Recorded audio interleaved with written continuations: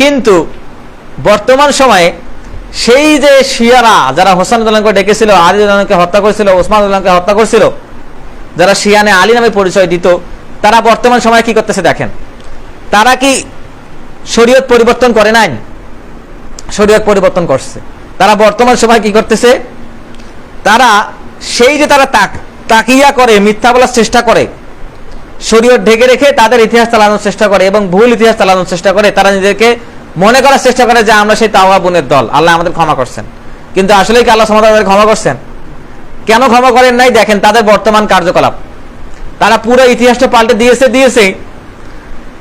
তারা বর্তমান সময়ে বলার চেষ্টা করতেছে যে আমরা যে আশুরা সওম পালন করি, এই আশুরা সওম হোসেন রাদিয়াল্লাহুকে হত্যার যে আনন্দ, সেই উৎসব পালন করার উদ্দেশ্যে উমাইয়া খলিফারা সেই সওম চালু করছে।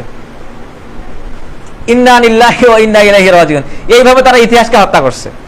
তারা বলার চেষ্টা করতেছে যে ইয়াজিদ যে উবাইদুল্লাহ বিন জিয়াদের বাহিনী যে হোসেন রাদিয়াল্লাহুকে হত্যা করছে, তারে নাকি আনন্দ স্বরূপ তারা সওম পালন করা শুরু করছে।